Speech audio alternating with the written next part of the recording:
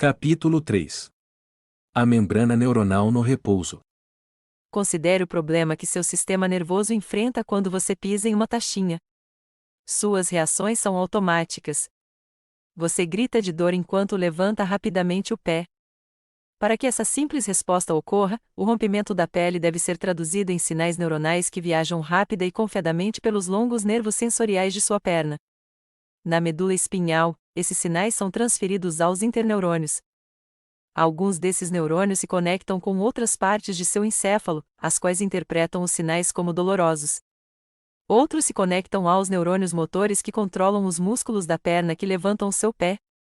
Logo, mesmo esse simples reflexo requer que o sistema nervoso colete, distribua e integre informação. Um dos objetivos da neurofisiologia celular é compreender os mecanismos biológicos que formam a base dessas funções. O neurônio resolve o problema de conduzir a informação por longas distâncias utilizando sinais elétricos que percorrem o axônio. Nesse sentido, os axônios agem como cabos telefônicos. Entretanto, a analogia para por aí, pois o tipo de sinal utilizado pelos neurônios é limitado pelo ambiente específico do sistema nervoso.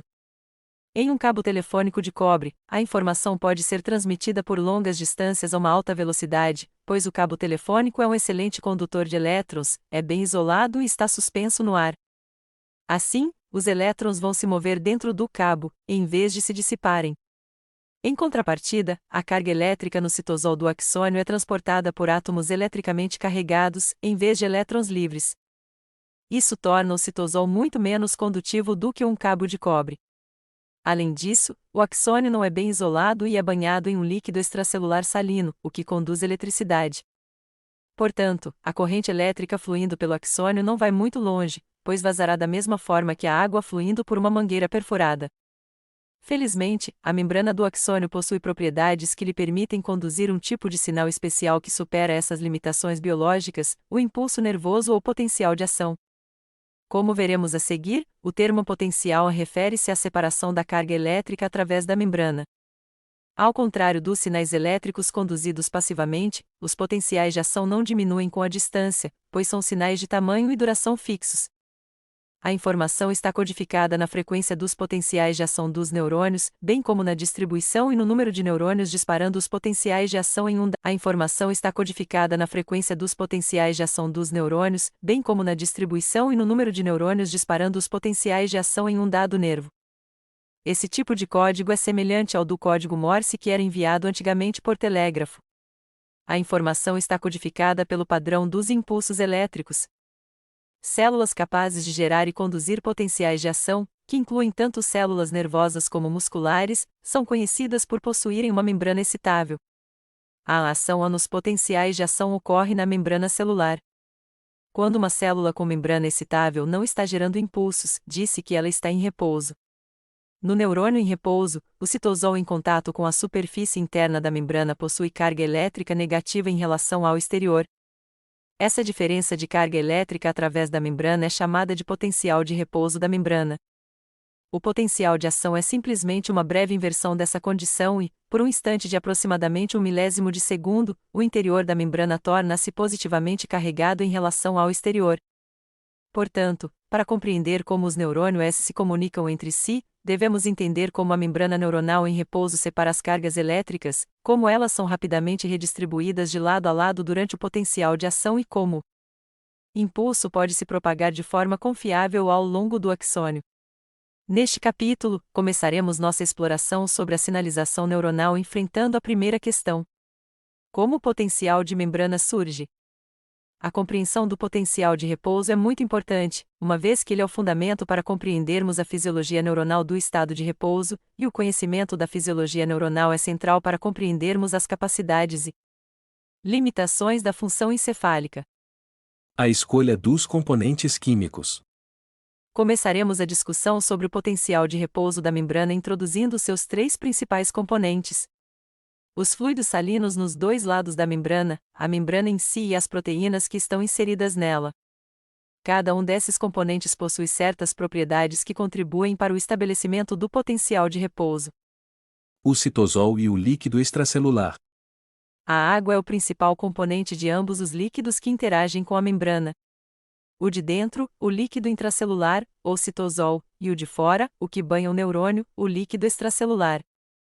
Os átomos eletricamente carregados que estão dissolvidos na água, os íons, são os responsáveis pelos potenciais de repouso e de ação. Água. Para os nossos propósitos aqui, a propriedade mais importante da molécula de água é sua distribuição desigual de carga elétrica. Os dois átomos de hidrogênio e o átomo de oxigênio estão ligados covalentemente, o que significa que eles compartilham elétrons. Entretanto, o átomo de oxigênio tem maior afinidade aos elétrons do que o de hidrogênio. Como resultado, os elétrons compartilhados estão mais associados ao átomo de oxigênio do que aos átomos de hidrogênio. Portanto, o oxigênio adquire uma carga líquida negativa, devido aos elétrons que passam mais tempo ao seu redor, ao passo que o hidrogênio adquire uma carga líquida positiva.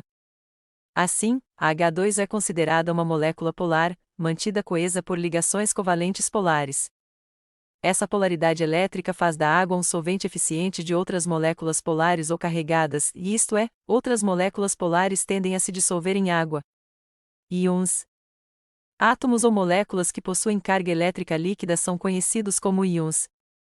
O sal de cozinha é um cristal dos íons sódio e cloreto que estão unidos por atração eletrostática de átomos com cargas opostas. Essa atração é chamada de ligação iônica. O sal dissolve-se rapidamente em água porque as porções parcialmente carregadas da molécula da água possuem uma atração mais forte pelos íons do que os íons têm uns aos outros. À medida que cada íon deixa o cristal, ele é circundado por uma esfera de moléculas de água. Cada íon positivamente carregado é cercado por moléculas de água, de modo que os átomos de oxigênio se direcionam ao íon. Da mesma forma, cada íon negativamente carregado é cercado por moléculas de água, com os átomos de hidrogênio se orientando em direção ao íon. Essas nuvens de água que cercam os íons são chamadas de esferas de hidratação, e efetivamente isolam os íons uns dos outros. A carga elétrica de um átomo depende da diferença entre seu número de prótons e elétrons. Quando a diferença for 1, o íon é chamado de monovalente, quando for 2, de divalente, e assim por diante. Os íons com carga líquida positiva são chamados de cátions, os íons com carga negativa, de ânions. Lembre-se que os íons são os principais portadores de carga envolvidos na condução da eletricidade em sistemas biológicos. Lembre-se que os íons são os principais portadores de carga envolvidos na condução da eletricidade em sistemas biológicos, incluindo o neurônio. Os íons de particular importância para a neurofisiologia celular são os cátions monovalente sódio e potássio, o cátion divalente cálcio e o ânion monovalente cloreto. A membrana fosfolipídica. Como vimos, substâncias com carga elétrica ou com distribuição desigual de elétrons dissolvem em água devido à polaridade da molécula de água. Essas substâncias, incluindo íons e moléculas polares, são conhecidas por atraídas pela água ou hidrofílicas. Contudo, compostos cujos átomos estejam unidos por ligações covalentes apolares não têm como interagir quimicamente com a água.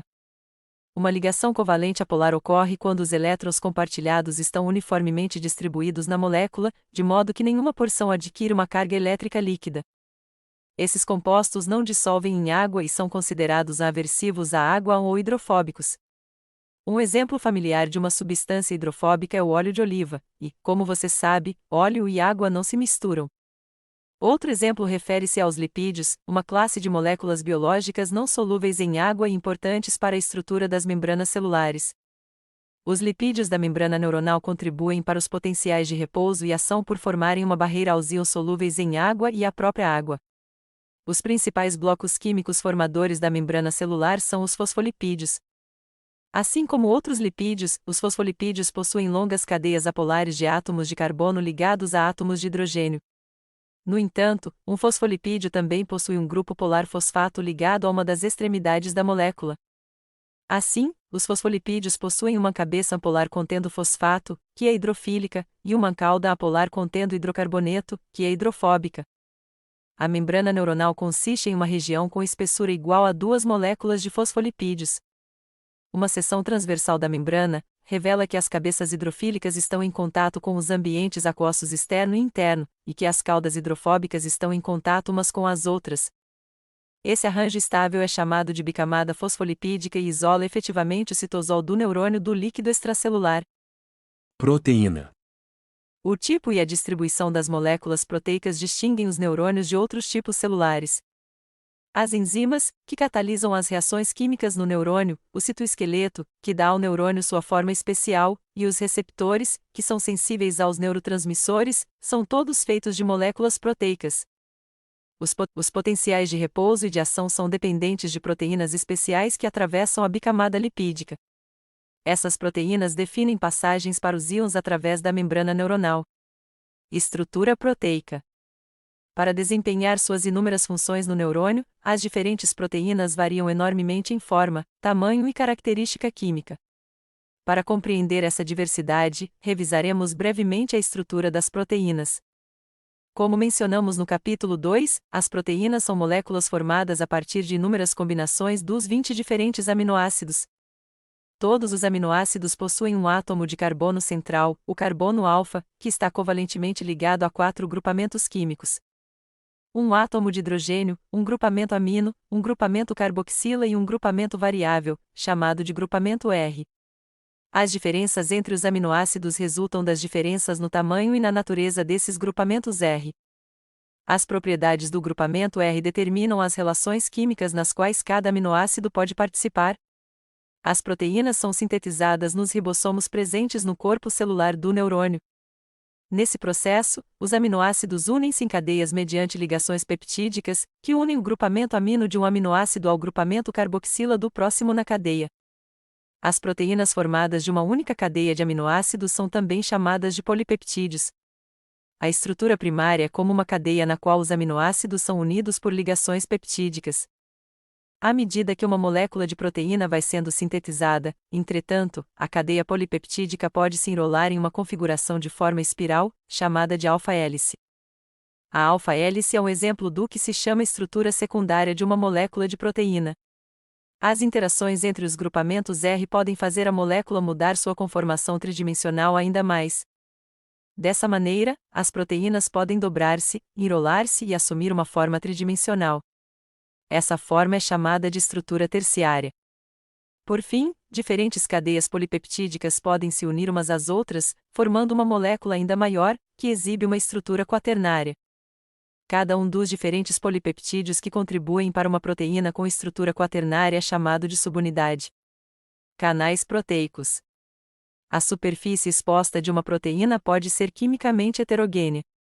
Regiões cujos grupamentos R apolares estejam expostos são hidrofóbicas e tendem a se associar facilmente com lipídios.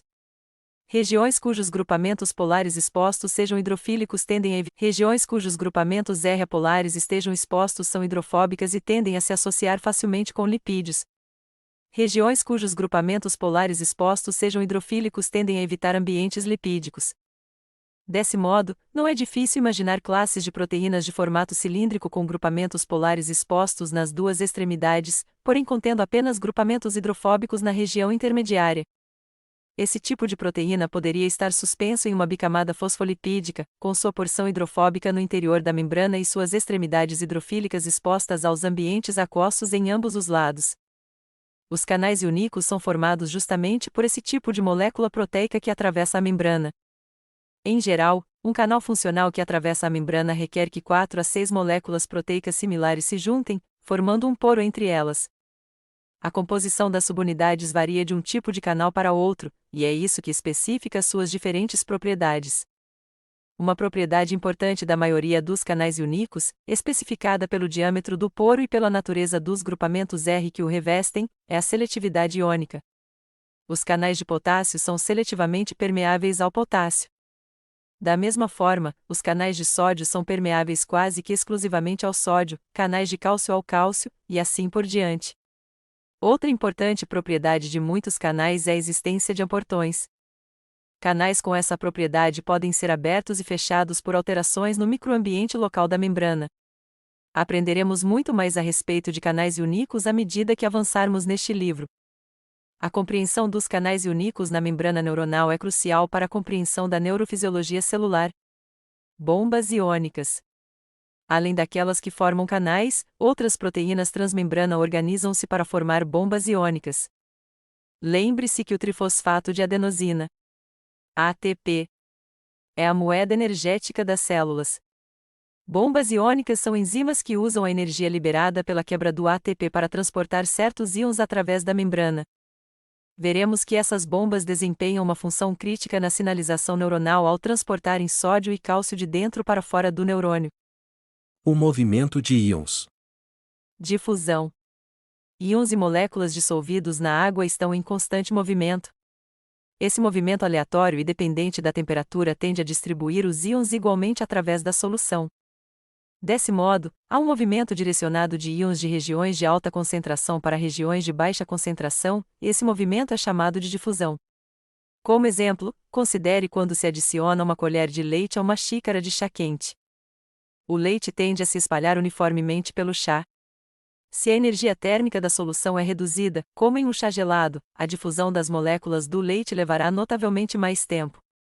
Apesar de os íons normalmente não passarem diretamente através de uma bicamada fosfolipídica, a difusão faz os íons serem forçados através dos canais da membrana.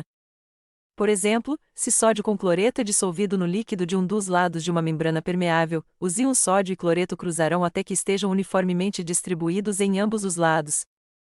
Da mesma forma que as moléculas do leite se difundem no chá, o movimento direciona-se da região de alta concentração para a de baixa concentração. Essa diferença na concentração é chamada de gradiente de concentração. Assim, dizemos que os íons fluem a favor do gradiente de concentração. Portanto, o movimento dos íons através da membrana por difusão ocorre quando 1. A membrana possui canais permeáveis aos íons e 2. Existe um gradiente de concentração através da membrana. Eletricidade.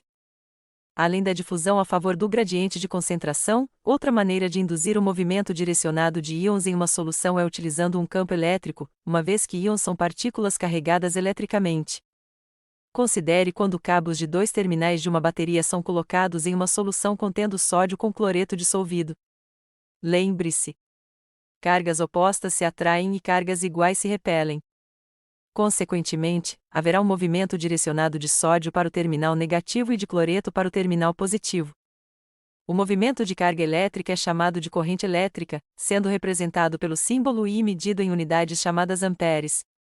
De acordo com a convenção estabelecida por Benjamin Franklin, a corrente é definida como positiva no sentido do movimento das cargas positivas. Nesse exemplo, portanto, a corrente positiva flui no sentido do movimento dos íons sódio, do ânodo para o cátodo. Dois fatores importantes determinam quanta corrente fluirá: o potencial elétrico e a condutância elétrica. O potencial elétrico, também chamado de voltagem, reflete a força exercida sobre uma partícula carregada, assim como a diferença de carga entre o ânodo e o cátodo.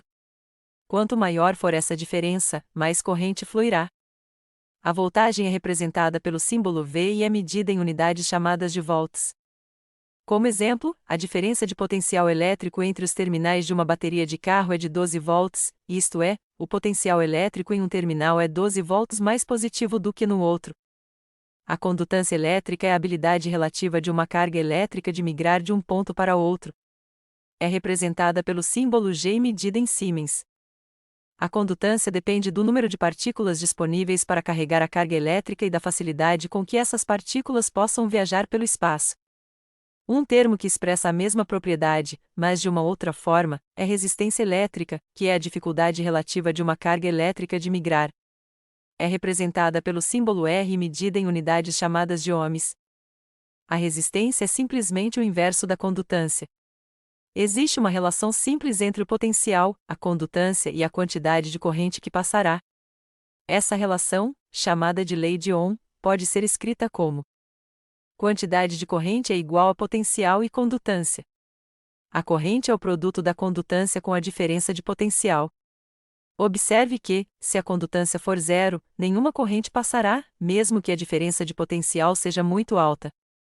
Da mesma forma, quando a diferença de potencial é zero, nenhuma corrente passará, mesmo que a condutância seja muito alta. Considere quando o sódio com cloreto é dissolvido em concentrações iguais nos dois lados de uma bicamada fosfolipídica. Se conectarmos os terminais de uma bateria nos diferentes lados da solução, geraremos uma grande diferença de potencial através da membrana. Entretanto, nenhuma corrente passará, uma vez que não existem canais que permitam a migração de sódio e cloreto através da membrana, a condutância da membrana é zero. Assim, forçar eletricamente íons a atravessar a membrana requer que 1. A membrana possua canais permeáveis àquele íon e, 2. Exista uma diferença de potencial elétrico através da membrana. Com isso, o terreno está pronto. Temos íons eletricamente carregados nas soluções de ambos os lados da membrana neuronal. Os íons podem atravessar a membrana somente pelos canais proteicos, que podem ser altamente seletivos para íons específicos. O movimento de qualquer íon através de seu canal depende do gradiente de concentração e da diferença no potencial elétrico através da membrana. Utilizaremos esse conhecimento para entendermos o potencial de repouso da membrana. As bases iônica S do potencial de repouso da membrana. As bases iônica S do potencial de repouso da membrana. O potencial de membrana é a voltagem através da membrana neuronal em qualquer momento, sendo representado pelo símbolo potencial de membrana. Às vezes, o potencial de membrana está em repouso, outras vezes, não. O potencial de membrana pode ser medido inserindo-se um microelétrodo no citosol. Um microelétrodo típico é um tubo fino de vidro com uma ponta extremamente fina, que penetra a membrana neuronal causando dano mínimo. O eletrodo é preenchido com uma solução salina eletricamente condutiva e conectado a um aparelho denominado voltímetro. O voltímetro mede a diferença de potencial elétrico entre a ponta desse microelétrodo e um cabo colocado fora da célula. Esse método revela que a carga elétrica não está uniformemente distribuída através da membrana neuronal. A parte da membrana voltada para o interior é eletricamente negativa, se comparada à parte exterior. Essa diferença constante, o potencial de repouso, será mantida sempre que o neurônio não estiver gerando impulsos. O potencial de repouso de um neurônio típico é de cerca de menos 65 mV. Escrito de outra forma, para um neurônio em repouso, potencial de membrana é igual a menos 65 mV. Esse potencial de repouso negativo da membrana no interior do neurônio é absolutamente necessário para o funcionamento do sistema nervoso. Para entendermos o potencial de membrana negativo, examinaremos os íons que estão disponíveis e como eles estão distribuídos dentro e fora do neurônio. Potenciais de equilíbrio. Considere uma célula hipotética cujo interior seja separado do exterior por uma membrana fosfolipídica pura sem proteínas. Dentro dessa célula, uma solução concentrada de sal de potássio seria dissolvida, fornecendo potássio e ânions negativos. Fora da célula, teríamos uma solução com o mesmo sal, porém diluída 20 vezes em água. Apesar de poder existir um grande gradiente de concentração entre o interior e o exterior da célula, não haveria movimento direcionado de íons, uma vez que a bicamada fosfolipídica, não possuindo canais proteicos, seria impermeável aos átomos hidrofílicos carregados. Sob essas condições, um microelétrodo não marcaria nenhuma diferença de potencial entre o interior e o exterior da célula. Em outras palavras, o potencial de membrana seria igual a 0 mV, porque a razão de potássio para ânions negativos em cada lado da membrana seria igual a 1, e ambas as soluções seriam eletricamente neutras. Considere como essa situação mudaria se canais de potássio fossem inseridos na bicamada lipídica. Devido à permeabilidade seletiva desses canais, o potássio passaria livremente pela membrana, mas os ânions negativos, não. Inicialmente, a difusão estaria no comando. Os íons potássio passariam pelos canais para fora da célula, a favor do gradiente de concentração. Como ânions negativos seriam deixados para trás, contudo, o interior celular começaria imediatamente a adquirir carga líquida negativa, o que estabeleceria uma diferença de potencial elétrico através da membrana. À medida que o líquido no interior adquirisse mais carga negativa, a força elétrica começaria a atrair os íons potássio positivamente carregados de volta ao interior da célula. Quando uma determinada diferença de potencial fosse atingida, a força elétrica atraindo os íons potássio ao interior contrabalançaria a força de difusão que os estaria colocando para fora. Assim, um estado de equilíbrio seria atingido, em que a força elétrica e a força de difusão seriam iguais e opostas, cessando o movimento direcionado de potássio através da membrana. A diferença de potencial elétrico que contrabalança exatamente um gradiente de concentração iônico é chamada de potencial de equilíbrio iônico, ou simplesmente potencial de equilíbrio, sendo representada pelo símbolo íon. Nesse exemplo, o potencial de equilíbrio seria em torno de menos 80 mV. Gerar uma diferença de potencial elétrico através de uma membrana é algo relativamente simples. As únicas coisas necessárias são um gradiente de concentração iônico e uma permeabilidade iônica seletiva. Entretanto, antes de aplicar essa questão aos neurônios, podemos usar esse exemplo para fazer 4 observações importantes. 1. Grandes alterações no potencial de membrana são causadas por alterações minúsculas nas concentrações iônicas. Imagine canais sendo inseridos e íons potássio saindo da célula, até que o potencial de membrana passasse de 0 mV para o potencial de equilíbrio de menos 80 mV. Enquanto essa distribuição iônica afeta a concentração de potássio em cada lado da membrana? Não muito. Para uma célula com um diâmetro de 50 mm que contenha potássio a 100 mm, pode-se calcular que a alteração na concentração necessária para levar a membrana de 0 a menos 80 mV seja aproximadamente de 0,00001 milímetros. Ou seja, quando os canais foram inseridos e o potássio fluiu para fora até que o equilíbrio fosse alcançado, a concentração interna de potássio caiu de 100 mm para 99,99.999 mm, com uma queda irrisória de concentração. 2. A diferença de carga elétrica ocorre entre as superfícies interna e externa da membrana. Em função de a bicamada fosfolipídica ser tão fina, torna-se possível que os íons de um lado interajam eletrostaticamente com os íons do outro lado da bicamada. Assim, as cargas negativas no interior e as cargas positivas no exterior do neurônio tendem a se atrair mutuamente na direção da membrana celular. Considere a forma como, em uma noite quente de verão, os mosquitos são atraídos para a parte externa de uma janela quando as luzes de dentro da casa estão acesas. De forma similar, a carga negativa de dentro da célula não é distribuída igualmente pelo citosol, mas, ao contrário, é localizada na face interna da membrana. Desse modo, disse que a membrana armazena carga elétrica, uma propriedade chamada de capacitância.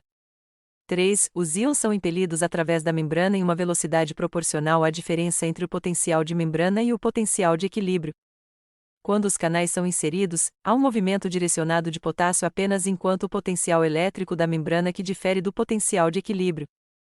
A diferença entre o potencial de membrana real e o potencial de equilíbrio para um íon em particular é chamada de força motriz iônica. Falaremos mais a respeito disso nos capítulos 4 e 5, quando discutiremos o movimento de íons através da membrana durante o potencial de ação e a transmissão sináptica. 4. Se a diferença de concentração para um íon através da membrana é conhecida, o potencial de equilíbrio para esse íon pode ser calculado. No exemplo da figura 3.12, tínhamos suposto que o potássio estava mais concentrado dentro do que fora da célula. A partir disso, poderíamos deduzir que o potencial de equilíbrio seria negativo se a membrana fosse seletivamente permeável ao potássio. Consideremos outro exemplo, no qual o sódio está mais concentrado fora da célula.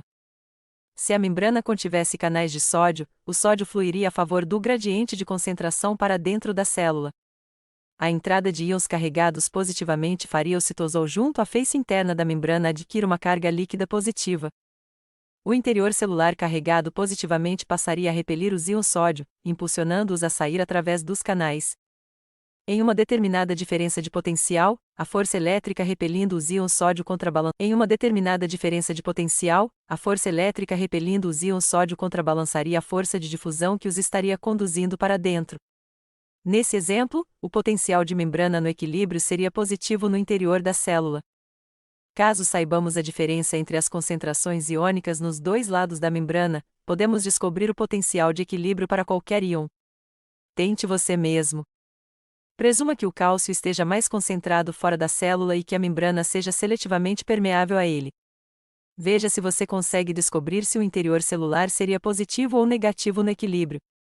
Tente novamente, presumindo que a membrana seja seletivamente permeável ao cloreto e que o cloreto esteja mais concentrado fora da célula. Os exemplos anteriores mostram que cada íon tem seu próprio potencial de equilíbrio, o potencial elétrico estacionário que seria atingido se a membrana fosse permeável somente àquele íon. Assim, podemos falar do potencial de equilíbrio do potássio, do potencial de equilíbrio do sódio, do potencial de equilíbrio do cálcio, e assim por diante. Sabendo-se a carga elétrica de um íon e sua diferença de concentração através da membrana, podemos facilmente deduzir se o interior da célula seria positivo ou negativo no equilíbrio.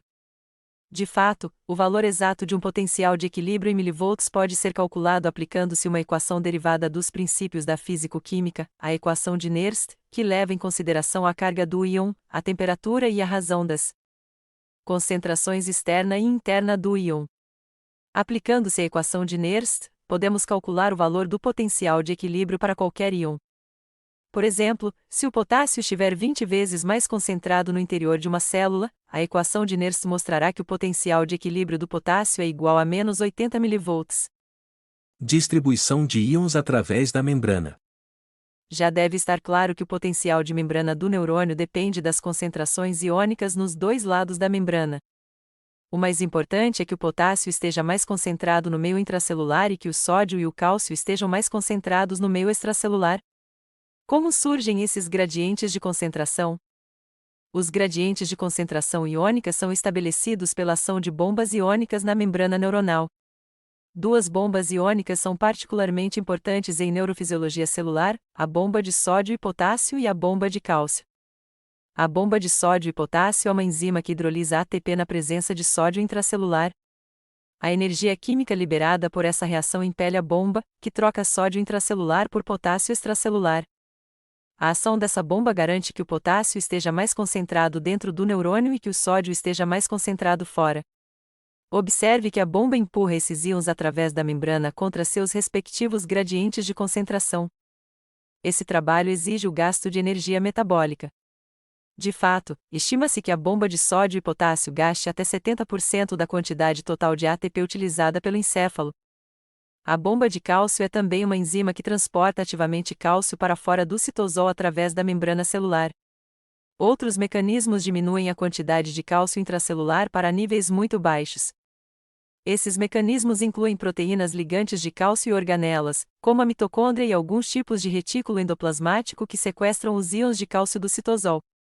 As bombas iônicas são as heroínas desconhecidas da neurofisiologia celular. Elas trabalham na retaguarda para assegurar que os gradientes de concentração iônica sejam estabelecidos e mantidos. Essas proteínas podem não ter o charme dos canais iônicos com portões, porém, sem elas, o potencial de repouso da membrana não existiria, e o encéfalo não funcionaria. Permeabilidades iônicas relativas da membrana em repouso. As bombas estabelecem os gradientes de concentração iônica através da membrana neuronal. Conhecendo-se essas concentrações iônicas, podemos usar a equação de Nernst para calcular os potenciais de equilíbrio para os diferentes íons. Contudo, lembre-se que o potencial de equilíbrio de um íon é o potencial de membrana que resultaria se a membrana fosse seletivamente permeável àquele íon isoladamente. Na realidade, contudo, os neurônios não são permeáveis a um único tipo de íon. Como isso afeta a nossa compreensão? Consideremos algumas situações envolvendo potássio e sódio. Se a membrana de um neurônio fosse permeável somente ao potássio, o potencial de membrana seria igual à equilibração de potássio, que é de menos 80 mV. Por outro lado, se a membrana de um neurônio fosse permeável somente ao sódio, o potencial de membrana seria igual ao EQ, ou seja, 62 mV. Entretanto, se a membrana fosse igualmente permeável ao potássio e ao sódio, o potencial de membrana resultante seria uma média dos valores da equilibração de sódio e da equilibração de potássio. E se a membrana fosse 40 vezes mais permeável ao potássio do que ao sódio? O potencial de membrana novamente estaria entre a equilibração de sódio e a equilibração de potássio, mas muito mais próximo da equilibração de potássio do que da equilibração de sódio. Isso se aproxima da situação real em neurônios. O potencial de repouso da membrana, que é de menos 65 mV, aproxima-se, mas não alcança o potencial de equilíbrio do potássio, que é de menos 80 mV. Essa diferença surge porque, apesar de a membrana em repouso ser altamente permeável ao potássio, existe um vazamento constante de sódio para dentro da célula. O potencial de repouso da membrana pode ser calculado aplicando-se a equação de Goldman, uma fórmula matemática que leva em consideração a permeabilidade relativa da membrana aos diferentes íons. Se nos preocuparmos somente com potássio e sódio e presumirmos que a permeabilidade da membrana em repouso é 40 vezes maior ao potássio do que ao sódio, então a equação de Goldman prediz que o potencial de membrana é de menos 65 mV, que é o valor observado. O vasto mundo dos canais de potássio. Como vimos, a permeabilidade seletiva dos canais de potássio é determinante para o potencial de repouso da membrana e, portanto, para a função neuronal. Qual é a base molecular para essa seletividade iônica? A seletividade para os íons potássio provém do arranjo espacial dos resíduos de aminoácidos que revestem as regiões do poro do canal. Foi um achado revolucionário em 1987, quando pesquisadores conseguiram determinar as sequências de aminoácidos de uma família de canais de potássio da mosca das frutas, Drosophila melanogaster. Embora esses insetos perturbem na cozinha, eles têm muito valor em laboratório, pois seus genes podem ser estudados e manipulados de formas que não são possíveis em mamíferos. Moscas normais, assim como seres humanos, ficam inconscientes submetidas a vapores de éter. Em experimentos realizados com insetos anestesiados, os investigadores descobriram que moscas de uma linhagem mutante respondem ao éter batendo as asas e sacudindo as pernas e o abdômen. Essa linhagem de moscas foi denominada Shaker. Estudos mais detalhados logo mostraram que esse comportamento estranho era explicado por um defeito em um tipo específico de canal de potássio. Novas técnicas de biologia molecular permitiram mapear o gene mutado na linhagem Shaker. O conhecimento da sequência de DNA do que é atualmente chamado de canal de potássio Shaker permitiu aos pesquisadores encontrar os genes para outros canais de potássio, com base na similaridade de suas sequências. Essa análise tem revelado a existência de um número muito grande de canais de potássio, incluindo aqueles responsáveis pela manutenção do potencial de repouso da membrana neuronal. A maioria dos canais de potássio possui 4 subunidades arranjadas como as aduelas de um barril, formando um poro. Apesar de sua diversidade, as subunidades dos diferentes canais de potássio possuem características estruturais comuns que conferem a seletividade para os íons potássio. De particular interesse é uma região chamada de alça do poro, que contribui para o filtro de seletividade, que torna o canal permeável principalmente aos íons potássio.